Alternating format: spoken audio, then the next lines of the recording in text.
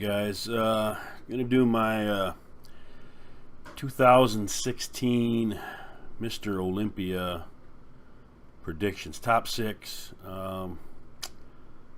Just gonna go top six. It's pretty hard to predict any of this stuff. Top 10, whatever. I'm just gonna go top six.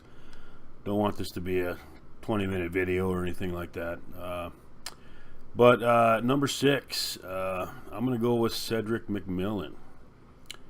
Now this guy, in the past he's improved a lot over the years, and in the past he's had trouble dialing it in the day of the show. Is my understanding. He comes in with some striations, which I think he might do this year. He's going to be top six in my opinion. Has great structure. He actually reminds me of, strangely enough, Arnold Schwarzenegger in some of his poses. I guess you'd call him the Black Arnold Schwarzenegger. I don't know, whatever you want to call him. But they do have some similar structure. I think Cedric is narrower from side to side in the waist than Arnold was. Maybe not necessarily front to back. But if you take a look at him, he reminds me, there's definitely a little Arnold Schwarzenegger in his body type, which is crazy to say, I know, but, a modern version, I guess. And with that being said, number five, I'm going to go with Big Rammy.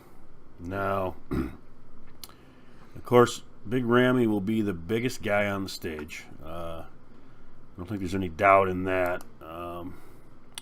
But his trouble has always been conditioning. We all know that if he can come in conditioned, he could place above top five. He could be top three, in my opinion. I don't think he's going to break top three, unfortunately, for Big Rammy fans. I'm a fan of Big Rammy. I like the mass these guys bring. Keeps a relatively small waist in that regard, but he has trouble dialing in his legs. They're massive, but a guy that big, it's tough. So, but you can't argue with his overall presence on the stage. A little bit better conditioning this year. I think he's working with Aceto, maybe. I don't know, but he's got to dial it in. So I think he's going to come in a little better. I'm predicting 5, could be 4 in that regard, but which leads me to the wild card of the whole show, and that's Mr. Kevin Levrone. Now, we all know Kevin's backstory. I was around in the 90s. I was training in the 90s. Kevin was obviously he's a legend in bodybuilding. I don't think he's getting a lot of respect from the current lineup, Phil Heath in particular, and I get that. Phil's a confident guy, believes in himself, which is good. You got to be that way. Now, what's Kevin going to bring to the Mr. Olympia this year? I don't think he's going to be the biggest guy on stage, obviously. Well, he never really was a lot of times, so he's not looking to do that. He's looking to bring some shape, some full muscle bellies to the table. It's hard to say where he's going to place. I mean, he could fall out of top 10 just as easy as make the top 6. So it's kind of strange. It all depends on what the judges are looking for, maybe. If he can come in and cut, with that 90s look, with at or around the same amount of mass that he carried, maybe with a slightly improved back, and obviously decent legs. I mean, this is not rocket science, but he's going to do well. There's pictures out there. He's looking pretty good. He's going to gain into the show, so that'll be kind of interesting to see how that pans out for him. I don't know. It's tough to rate him any higher at this point because he's a wild card. I mean, he's kept under wraps. We haven't seen anything. I mean, I'm rooting for him. I think a lot of people are. He's one of my favorite bodybuilders of all time. I'm not going to criticize what he's doing because I think it's pretty awesome what he's doing.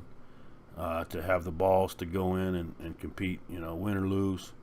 He's going to come in, trying to look his best. So that's all we can hope for. again, it could be one of those things where he might not even crack the top 10. I don't know.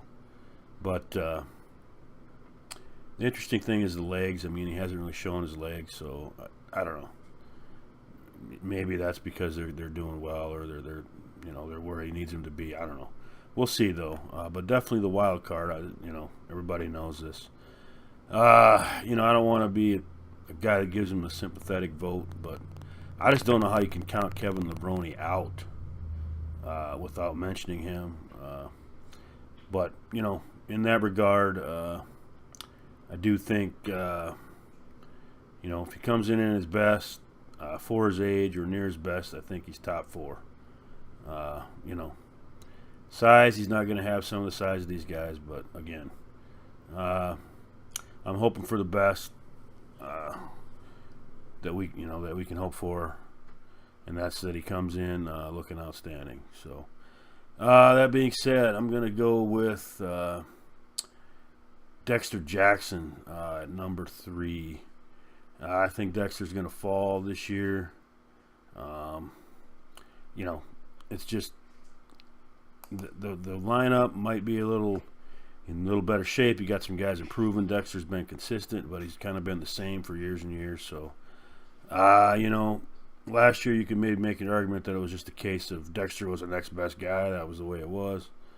But you can't discount Dexter Jackson. I mean, he's a legend in bodybuilding himself, and he's no spring chicken either. I mean, you're talking about a guy in his late 40s. So, but he brings that he's the blade, man. He brings in the shape, the conditioning, just an overall outstanding package. Not going to outmuscle anybody, but he's a consistent pro, and he's always a threat. So, number 2, Sean Roden.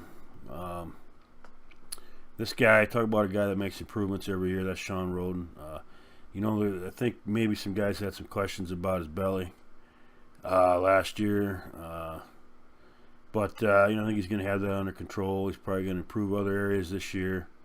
I see Sean Roden as number 2. He's knocking on the doors as Mr. Olympia, but to be the champ, you got to knock off the champ, and obviously right now that's Phil Heath. I think this year we're going to see, because of everything that's going on with Kevin Levrone and these other guys improving, I think Phil Heath's going to come in looking sharper than he has in a long time.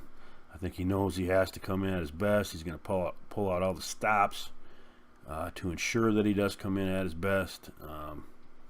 It's tough to dethrone a Mr. Olympia. It really is. I'm not a giant Phil Heath fan, and some of the things he says, he kind of rubs people the wrong way, but you got to give respect where respect is due. The guy still has that 3D appearance on stage that some of these guys lack.